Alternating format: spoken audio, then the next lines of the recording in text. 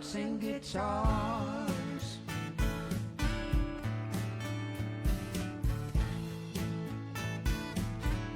God, goats and guitars.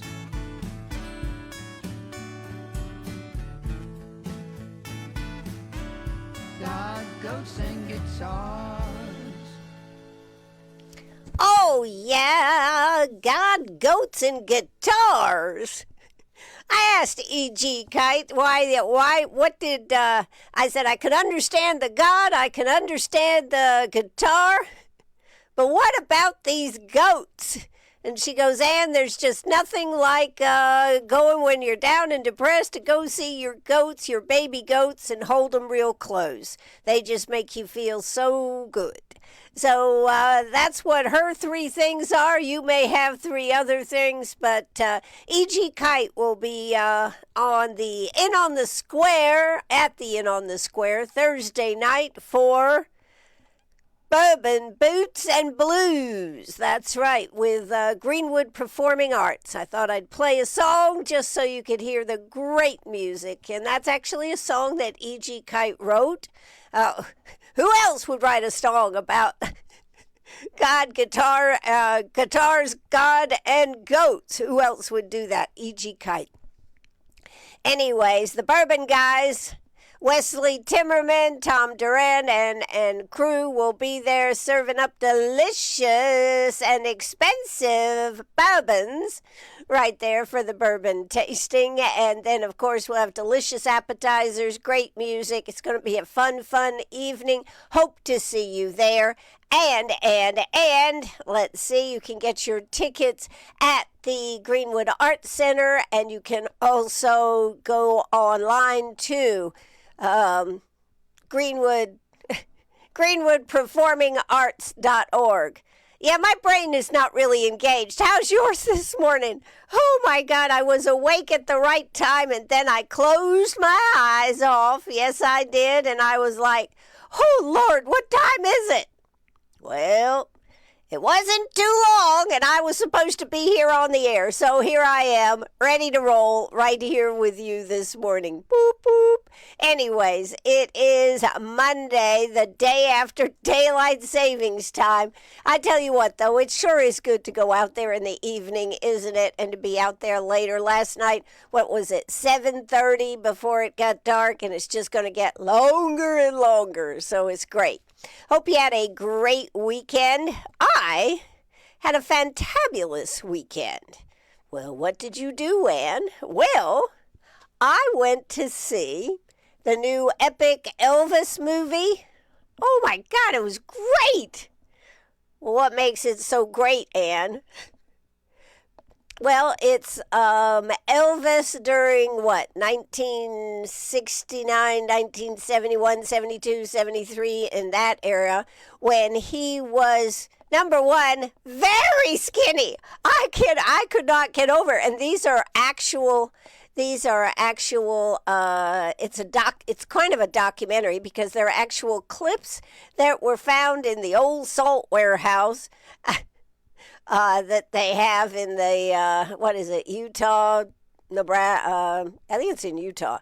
Anyways, it is just fabulous because it shows them practicing, it shows them performing at Las Vegas, it shows his rise and why he did the things he did. He told about what was the most important thing, entertaining the folks, changing your show up if you needed to change it up.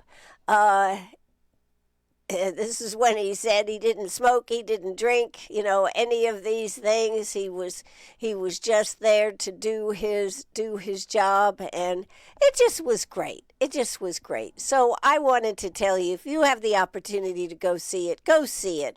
It just is. I sat there the whole time saying, what happened to him? What happened to him?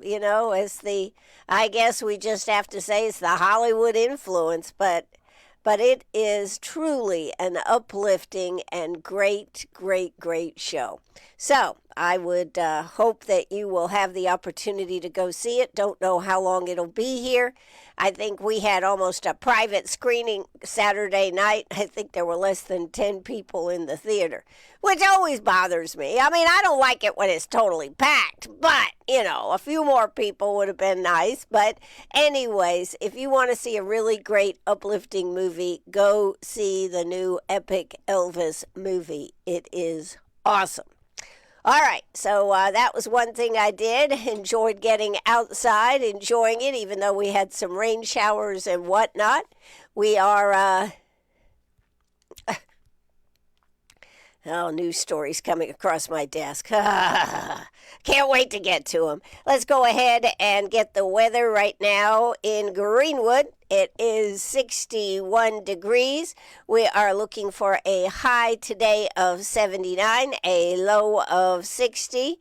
So what have we got? Cloudy early, becoming mostly sunny this afternoon. Areas of patchy fog. Fog, yes, okay. Winds, not very bad on the winds. Tonight, partly cloudy will give way to cloudy skies, a stray shower, low of 60. And then here are the temperatures for the rest of the week. Tuesday, high of 83, low of 64. Wednesday, a high of 85, low of 64. Okay, so that's pretty nice. Thursday, cooling down just a bit to 67 and a low of 36 and rain. Oh, Lord. Friday, a high of 63, low of 42. Saturday, right back up into the zone, high of 75, low of 51. Sunday, a high of 78. And Monday, high of 68, low of 37. Next Tuesday, a week from Tuesday, this is what they're saying. This is why you cannot plant yet. High of 47, low of 32. That's called freezing, folks. And so we spend a little bit cool week next week. Not this week coming, but next week. So don't be planting yet. I know it's tempting, but don't be planting yet. Be cleaning up, be getting rid of the grass in your patio and get your butt out there and do some of this stuff. So that's a little bit about that. What are we going to talk about here this morning? Oh, my God, I've got stories galore. First, before I get started, I want to remind you, if you're following politics and trying to make your mind up on a governor, here's what Mark Lynch is going to be not for governor, for the race, the Lindsey Graham race. Mark Lynch will be at the Republican meeting tonight at 6 o'clock at the courthouse. They would love to see you there, so he will be speaking. So that is going on. Also, the Index Journal, I want to congratulate them. They got a lot of awards this past week. I guess it was this past weekend for their writing and some of their articles. So I did want to give them a shout out on that. Congratulations to all who got awards, even former let's see, Whiting got an award. How about that? Even though he hasn't been there. I don't know. When did he retire? It was last year, I guess, sometime. But the Index Journal brought home 11 South Carolina Press Association's award in this year's statewide contest. So the awards were presented Friday during the Press Association's annual winter meeting in Columbia. So it says the 2025 contest included 3,000 total entries from newspapers across the state. You know, one of the problems, and I'm not to take away from this, but so many newspapers, local newspapers, are no more. So the very fact that the Index Journal is still here, still thriving, still doing its job is pretty amazing. What is it? 107 years that the Index Journal has been in existence. So the 2025 contest, as I said, included 3,000 total entries from newspapers across the state. Reporter Renee Ortiz led the way for the Index Journal staff, earning a first-place award for investigative reporting in the all-daily division for her story, A Community Silenced, How Calhoun Falls Was Shut Out of Its Own Government. And we all are familiar with that story. We all have followed that story. That is pretty cool. She also got a second place award in reporting in depth, competing against newspapers in 2 circulation divisions for a sweeping series titled Local Action, State Inaction, South Carolina's Hate Crime Gap. So that's another one that she got an award for. But wait, there's more. There is more. For former Index Journal sports writer Andrew Chode earned 2 second-place awards in the small daily newspaper division. 1 award in the sports story category for his account of Wearshall's baseball heartbreaking upper state champion losses. And he also won second place in the sports feature story for football and firefighting. Former executive editor Richard Whiting was recognized with a second place in humor column writing. They have to call that sarcastic humor. I'm sorry, Richard, I just had to say that. Writing in the open division, his entries included columns reflecting on everyday observations, including seeing an abundance of greatness, or should this be named Richard's Rants. So that's congratulations to him. Congratulations to our sports editor there, Andrew Chode, I guess it was. But then there's more. They got the Index Journals bring home 12 South Carolina Press Association awards. And what else did they get? Reporter Ornate. Okay, we got that. Renee's. We've got sports writer Andrew Chodes, 1. Then we have Whiting, but then we had publisher and executive editor Monday Price received 3rd place in the E.A. Ramsar Award for editorial writing in the All Daily division. Her editorials, including Only Crumbs Left in the Cookie Jar, Opinions on Parade, and Thank You for Sticking With Us, for addressing community issues. Reporter Maya Aten also collected 2 honors in the small daily division. She earned a 3rd place for a news feature, writing for 871 hours, 38 firefighters, 1 mission to help. A story highlighting the dedication of our local firefighters. And she also won 3rd place for food writing for Air Fryer Girl Takes the Judge's Seat. So there you go. And St. Clair received 3rd place in profile feature writing. So about a master gardener. So congratulations. Also, Bob Simmons was recognized for the paper's December 24th sports page, which judges praise for its strong visual presentation and layout. So, year after year, our team, Monday Price said, our team brings home accolades that show excellence in community journalism. Well, the very fact that the Index Journal is still producing out there is a testament to the tenacity and the support that it gets from our local community. So congratulations to the Index Journal. Yeah. That's great. It is great.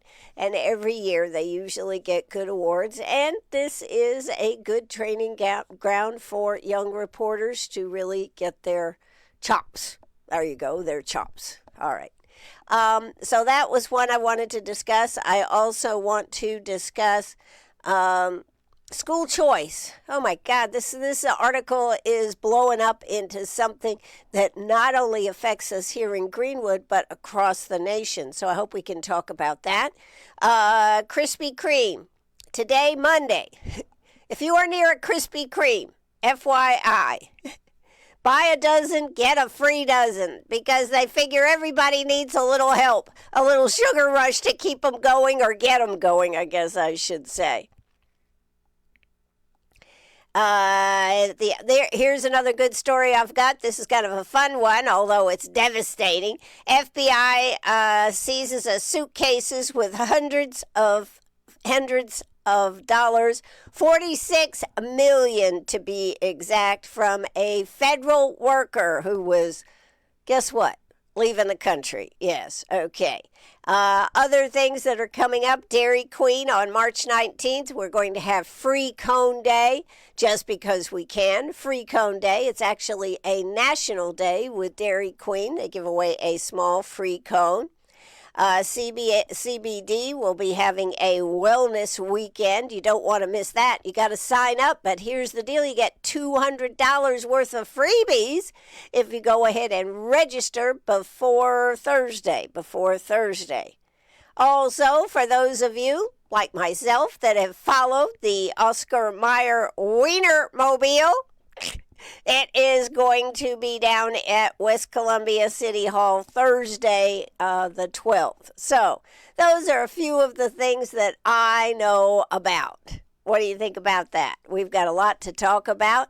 And let's get started and talk about some of it. Also, if we have time, paperback books. It really is amazing that books, printed books, are still popular, because they're saying that there's a lot of competition from all these, online non-paper books.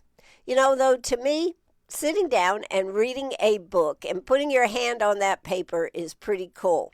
Well, there's a huge market in used paper books. In fact, what is it? I think it's in April that the library is having their book sale. So that's a real great place to pick up very inexpensive books and take them to the beach or whatever. So there you go.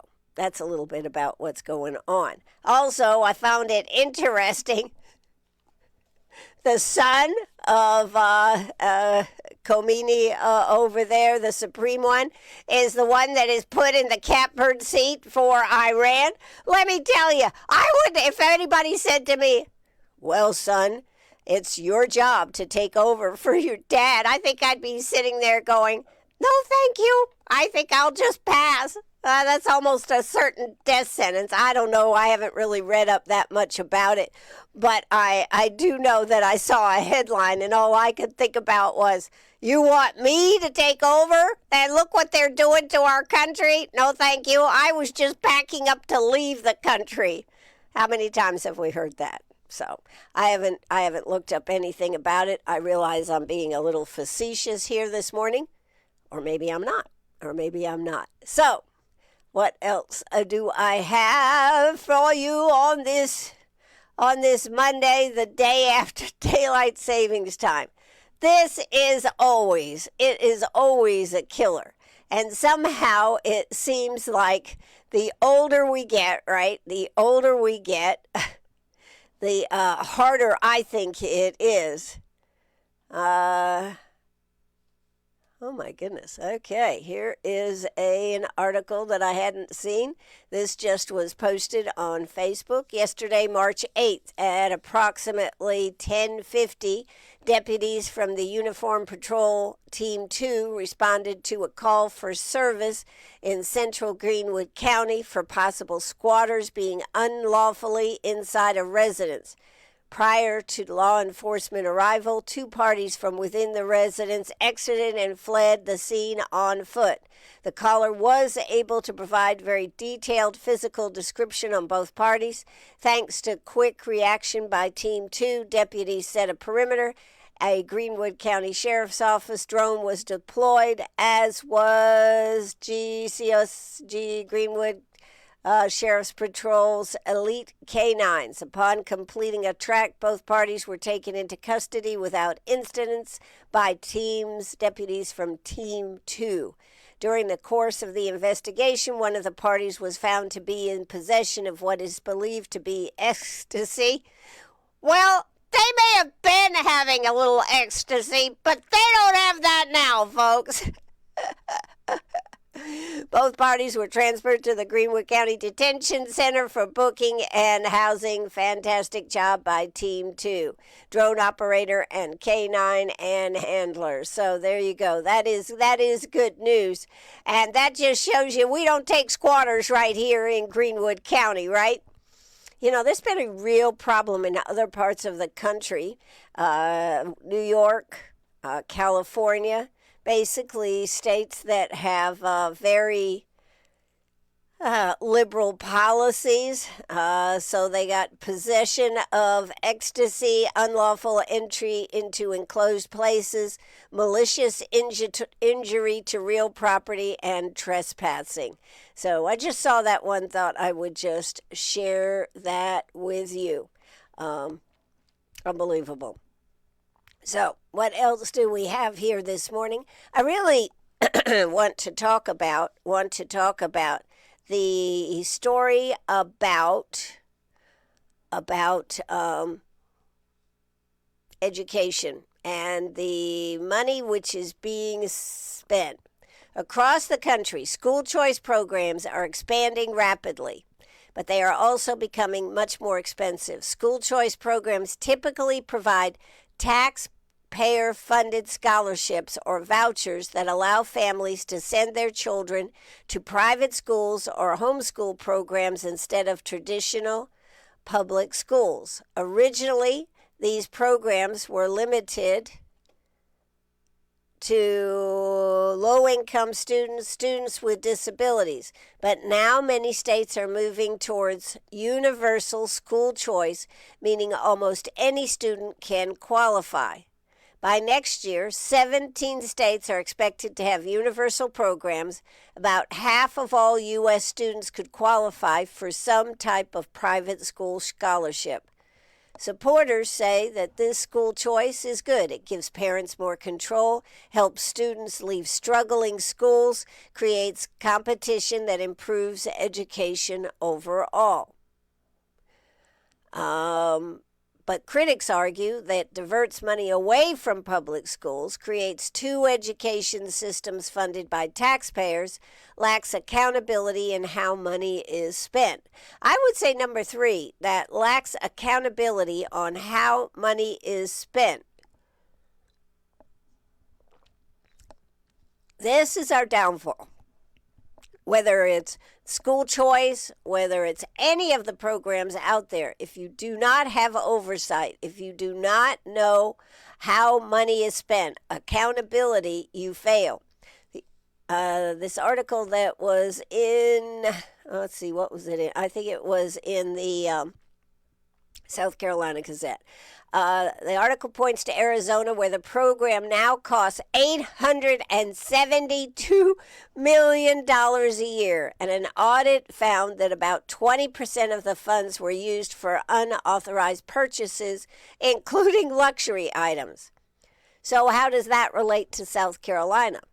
Now, South Carolina is in the middle of the same debate right now. Last year, the legislature passed a law reinstating education freedom scholarships, which provide public funds to help families pay for private school tuition. The law requires funding for at least 15,000 scholarships next school year. Each scholarship will be about $7,600, a little over $7,600. Governor Henry McMaster, Ellen Weaver, who is the state superintendent for education, wants to expand the program further by funding 20,000 instead of 15,000 scholarships. That expansion would cost about $61.4 million more. That's for 5,000 students. However, the House Budget Committee nixed it and rejected it. So they funded $15,000 in their budget discussions, and costing about $23.2 million additional dollars. The issue will be debated further when the House takes up the budget this week. So that's one. Lawmakers also questioned the Department of Education about 1,200 scholarships that were approved for homeschooling families. And again, how oversight should work on all of this. Who is going to manage and make sure that the students who get the money, who say it's for this, use it for that? And in the end, how do we know that the money did, and what were the results? Because if you're paying this type of money, you'd like to know there's some type of result, right? So South Carolina is facing the same question other states are facing. Should public money help families attend private schools, or should those funds stay in the public school system? In the upcoming race for Superintendent of Education, we're going to hear varying sides of the issue. The major issue that a lot of people that have run for office, a lot of people even agree with, is that public schools need the money. So the money should stay with the public schools, and we shouldn't pay for private schools. So, should taxpayer dollars help families send their children to private schools, or should that money stay in the public school system? I ask you that. And the other thing that happens is, where does the money come from that gives the schools their money? Well, a lot of it comes from our local taxes. So, rural legislators are torn. Excuse me.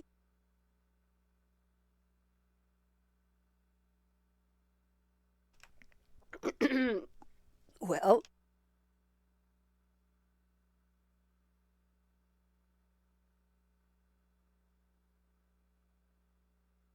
I'm only slightly dying this morning.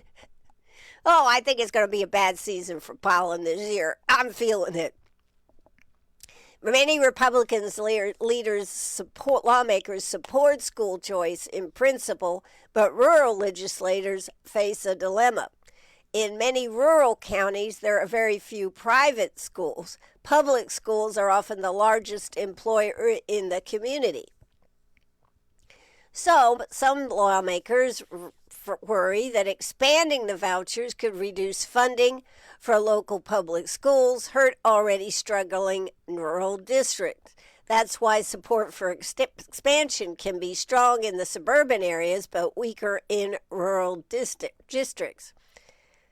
Overall, this is a big problem. And I just wanted to put that out there. We're going to be talking a lot more about this in the coming weeks. I hope to have Ellen Weaver on in the next 2 weeks. So if we get her on, that's going to be an excellent topic. And of course, you may remember she is on the hot seat for going ahead and giving, maybe 1,200 scholarships to students who were going to use it for homeschooling.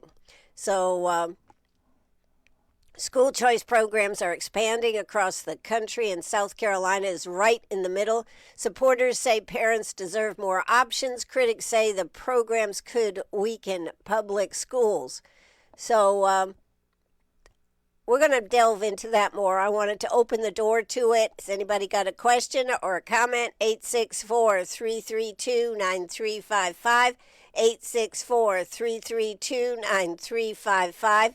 This is a topic. This is a topic that is one of the things that we need to be able to talk about. Oh, there's been some interesting comments here this morning. There's been some interesting comments. When talking about Mark Lynch this morning, the texter said, I'm hoping Lindsey Graham will be gone. Lindsey Graham, I kind of question. We go to war right now with Iran. We all know that Lindsey Graham is a big war hawk. And let me tell you, He's got lots of talking points. You may remember the last time you've heard me talk about this in 2020. His big moment was Kavanaugh, where he stood up for Kavanaugh getting on the Supreme Court, and that became his battle cry. And in the end, he defeated Jamie Harrison on the Democratic side.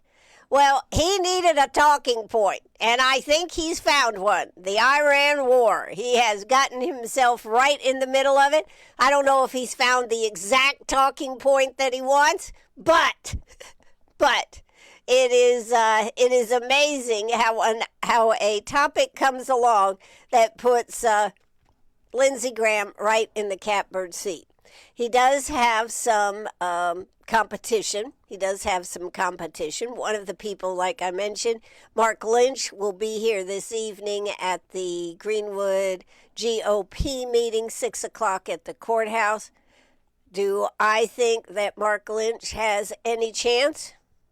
No, I do not.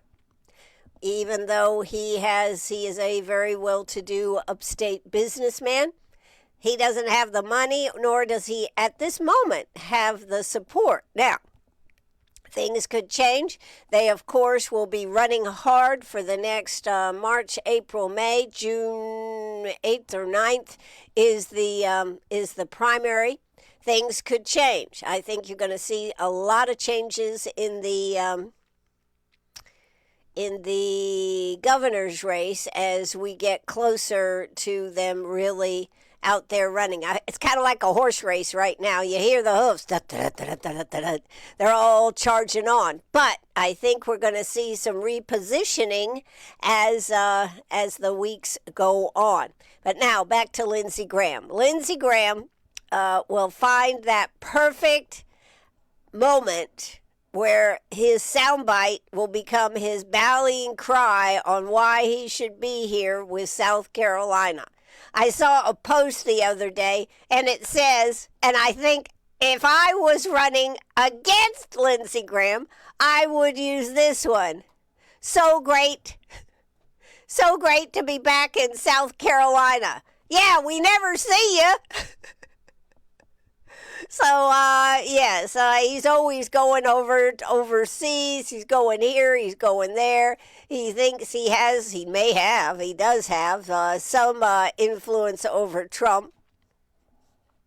But yes, it'll be interesting to see how this race shapes up. But $13 million is a huge war chest to be able to invest in your reelection. And, so I don't know how you defeat Lindsey Graham. I also think in truth that Lindsey Graham, when the need arises, although as who was it? Paul Daines, I think it is another candidate running against Lindsey Graham, asked the question, what has Lindsey Graham brought to South Carolina? I think Lindsey Graham can point to things that he has done, and he is there. But is it enough? And he certainly will become more visible in South Carolina. We'll see Lindsey Graham more than you can imagine. So, hey, that is a couple of thoughts that I have about that race. But I am looking forward to talking to Mark Lynch, at least for a few minutes tonight, and do look forward to having a real sit-down interview, hopefully in the next 3 weeks. I'll be interested to see how he thinks that he can knock Lindsey Graham out. And mark my words, Lindsey Graham is going to find a soundbite that will resonate with South Carolinians, and they will go to the polls and they will vote Lindsey Graham. You don't believe me? That would be the story of the century if Lindsey Graham gets toppled by somebody. And they'd have to have a whole lot of money. And so far, I don't see anybody having enough money. And I don't care how hard you work, right? How hard you work. Can you actually overcome the money and the advertising that WCRS is going to get for Lindsey Graham. Let's see. Somebody else just had something else to do. Somebody just said something else. What does it say? Lindsey Graham is a BS salesman with a mouthful of samples. Love him or hate him, that is the way it is. If you ever been to his office, though, let me tell you, he owns, for real estate, he owns one hallway, at least the last time I saw him, and maybe he's taken over 2 hallways now. He had one hallway in the office building he's in, and it is a phenomenal. He has a huge, huge office up there, so he does have a lot of power. The problem is when something is needed for South Carolina, would you rather have somebody that has the ear of the president or somebody new and have to rebuild and have them in a little dinky office over here? Here's the other thing. If Lindsey Graham was defeated, they'd have to bring in moving truck after moving truck, and I'm not talking about a little U-Haul. I'm talking about the Mayflower, the huge ones bringing it in.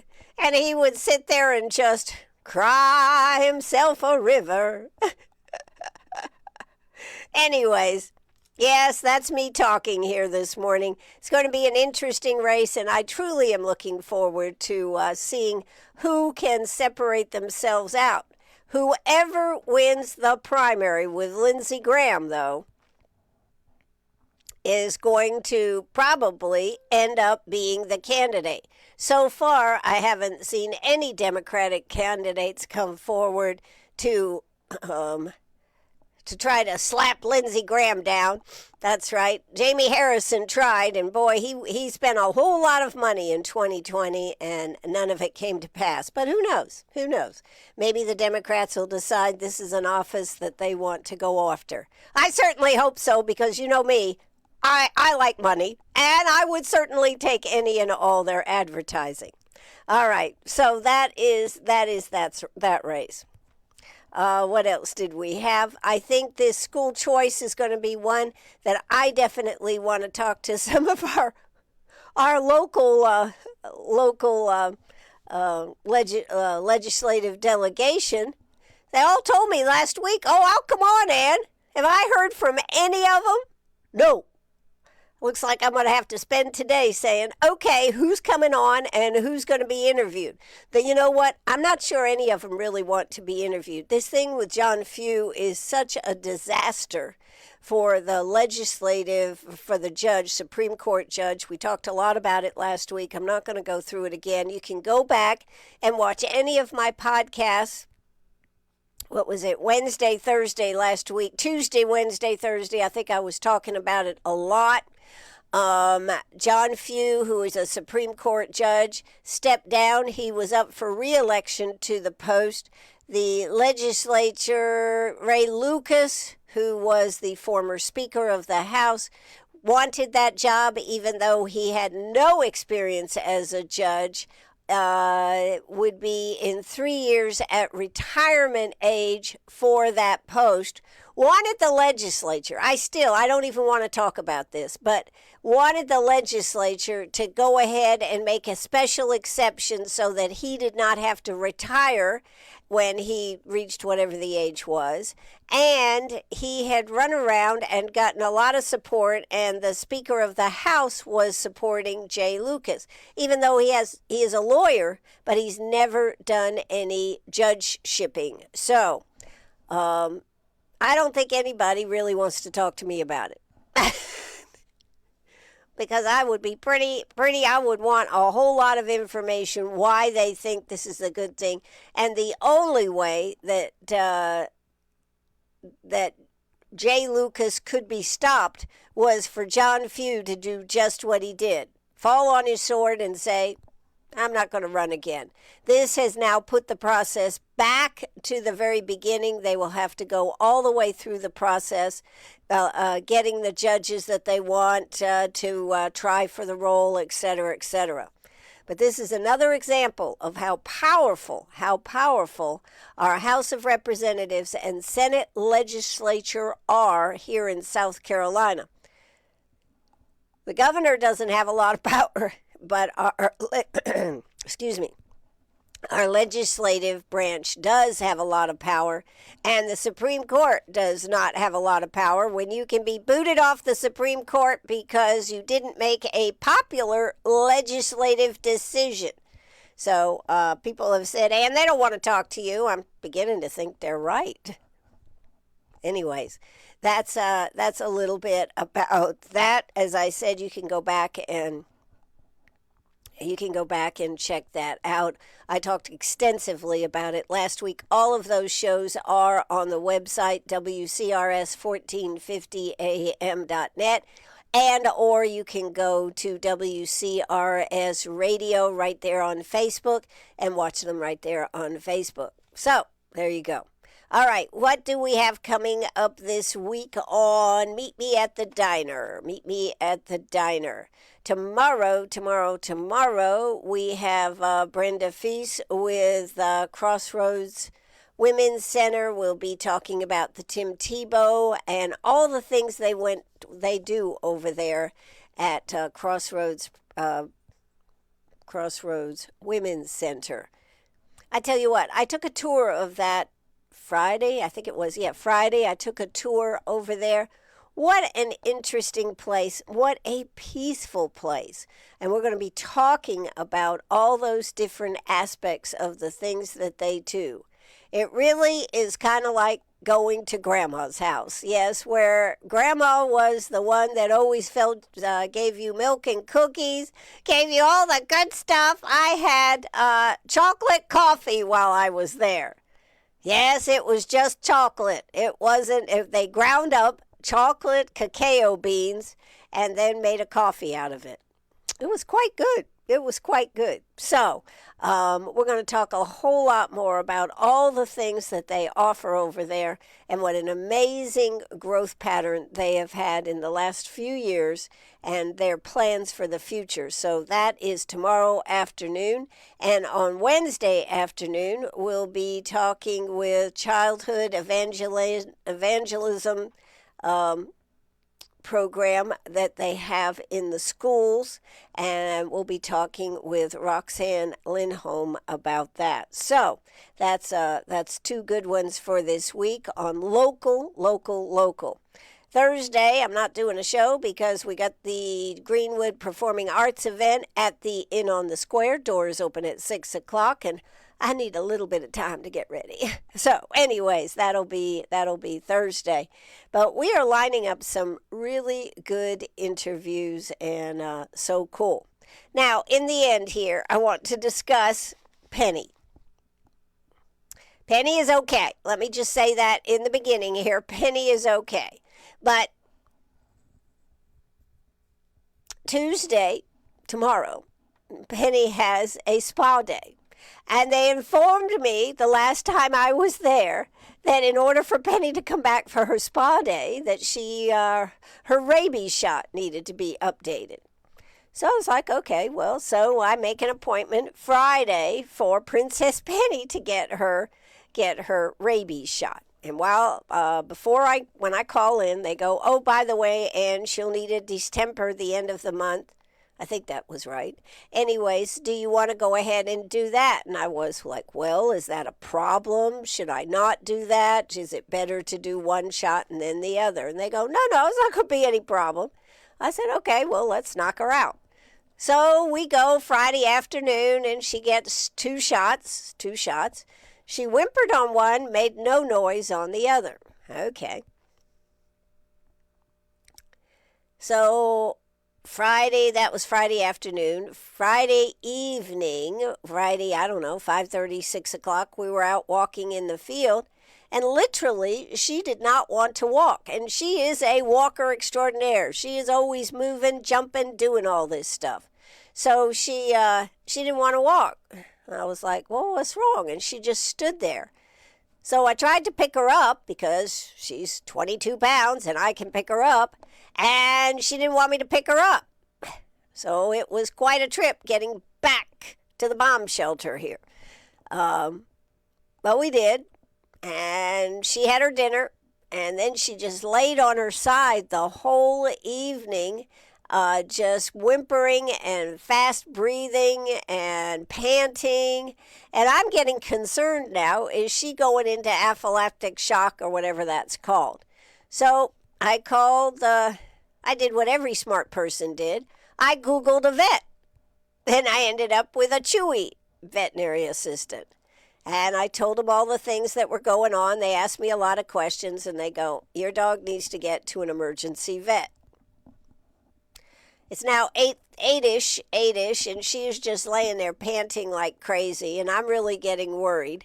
So at 9:30, maybe almost 9:45, somewhere in there, I'm scooping her up, and we are headed to Greenville. We get to Greenville, walk in the emergency vet there by Cabela's over there by the cinemas, which I want to tell you, it's called Veg Emergency Vet. They are, in my opinion, terrific. They are where I took Gracie, and they are so kind and so careful with your pet. It's just really amazing to me. Anyways, so we get up there, and she actually walks in like, no problem here. Why am I here? Well, they took a look at her. They decided that probably what happened is that a nerve was hit when they did one of the shots. They said as far as the 2 shots being done like that, it shouldn't have been any problem. But they did give her some medication, and I am happy to report Penny's fine. She's back to being Penny. So she had an amazingly quick recovery. Me, on the other hand, I'm not sure I recovered as quickly. But anyways, I had wanted to go down to the Ag Fest at Delahow, but did not make it because we didn't get home till after 1:30, and I just couldn't handle it. So unfortunately, we'll be setting up another job for that. So that's a little Penny update. She is fine. They said, I wonder why she is. I said, well, she's very sensitive. She's a princess, And they understood. All right. The other thing that is becoming a problem, just to close out on another downer, price of gold. Well, I don't know about the price of gold, but oil is up tremendously, and it is affecting prices at the pump. President Trump says once this war conflict is over, everything will be fine. So we will have to wait and see. But right now we are being involved in it. And there's a lot of questions whether President Trump will release some of the oil strategic reserves or not. So we'll see what they go. Trump administration needs to tap oil reserves, and we'll have to wait and see what they decide to do on that. They are, of course, the difference now in what was happening when Biden was releasing all the oil reserves from the strategic oil reserves. The difference is we are pumping a lot of oil here in our own country, as opposed to when Biden was, we weren't pumping any oil. So the only way we could buy more oil back was to pay the higher prices out there. That wasn't sensical. It may make sense. We'll have to see what President Trump thinks. I think we also we would get a good feel as to how President Trump feels about how long the war is going on, depending on whether they release the oil reserves, the strategic oil supplies. Hold on a second, please. I tell you what, I'm going to be wearing a mask outside if this keeps up. Oh my God, I am just suffering here this morning. And in the final news, I want to just quickly discuss, because I'm sure if you are tuned into the news, of course you know Kristi Noem is no longer the head of DHS. A 220 million advertising campaign about herself might have been a little too much. Although people were saying, can you believe this? I said, yes, because if you remember when she was governor of South Dakota, what was she doing all the time? She was doing ads with herself as a plumber, a carpenter, all these different roles that they needed. She was doing commercials with this. So does it surprise me? No, not at all that was the direction she went. However, when John Kennedy, who just has this way, Senator John Kennedy, of getting to the bottom of the story, when he made his comments and asked her questions and she responded with, oh yes, Donald Trump knew we spent $220 million, she may have axed herself. All right, that is about all that I have. We talked about the Index Journal Awards. We've talked about the education battles. We'll keep the paperback book story till tomorrow's. We talked about school choice. Krispy Kreme today, Monday. Buy a dozen donuts, get a dozen free donuts. Not one donut, a dozen donuts. Buy a dozen, get a dozen. We didn't get to the story about the money seized from the FBI, $46 million. Dairy Queen is having their free cone on March 19th. You might want to put that on your calendar. CBD, Your CBD with Joe Martin is having a wellness weekend coming up. If you call him and sign up, you will get $200 worth of free stuff. That, my friends, is a huge, huge deal. So if you are interested in that, check out with Joe. Sign up for that. That starts this Thursday. And the Oscar Mayer Wienermobile, yes, it's true, will be in West Columbia City Hall. I totally expect that Chris will drive down there to see if he can get in the Wienermobile.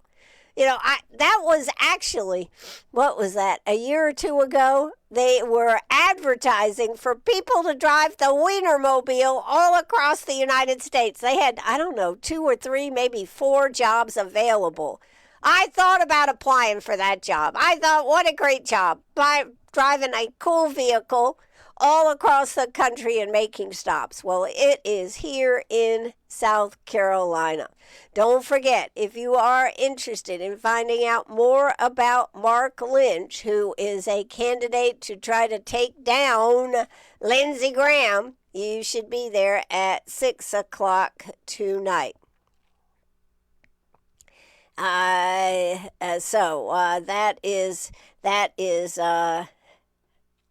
That is going to be interesting for sure. Let's see, as we close out, we've got text messages everywhere here. Let's see.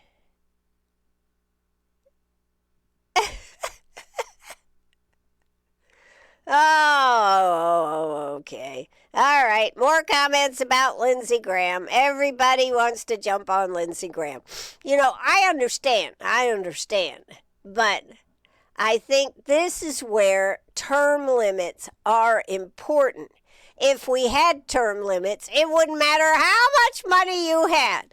But right here in our own state, folks, Jay Lucas, former Speaker of the House, almost became another Supreme Court judge, even though he had no experience at judgeship. Yes, he's a lawyer, but he had no experience on the bench in any level.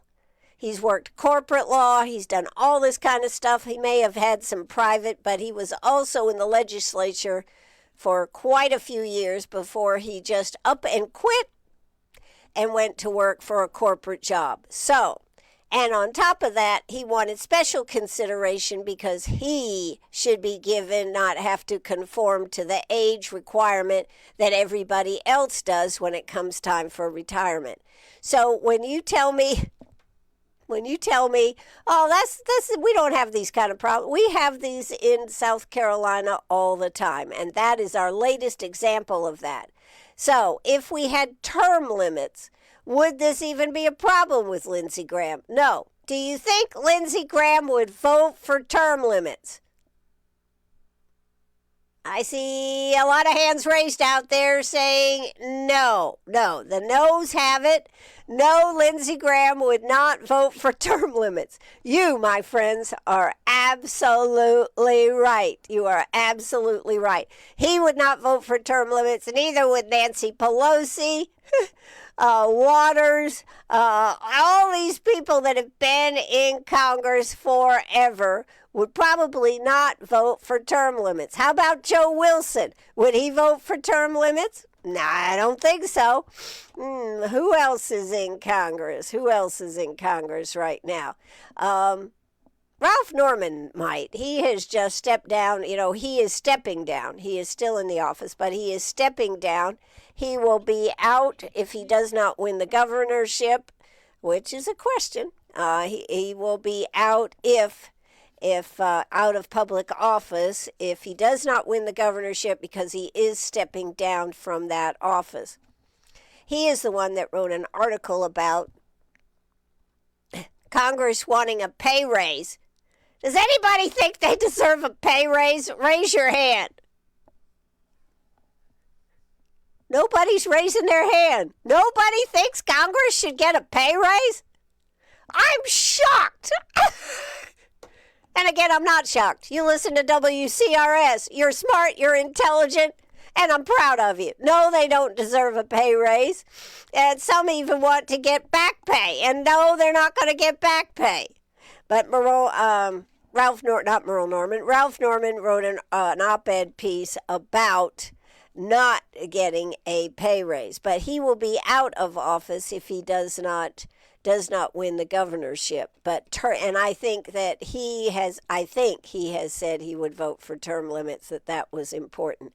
But these people that stay up there for years, they do not do us any favors, nor was that ever the intention of the Constitution, was that legislatures stay forever.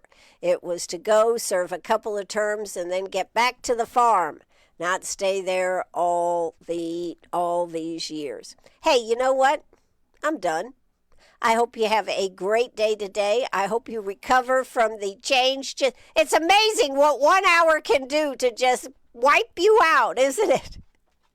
So if you don't have to work today, good for you. If you do have to work today, try to suffer through. I'm going to have my tea. Delicious tea right now, green tea right now with ginger. I love it. And I hope that you will have a great day, and I will see you. I'm going to the meeting tonight, the Republican meeting, to meet Mark Lynch.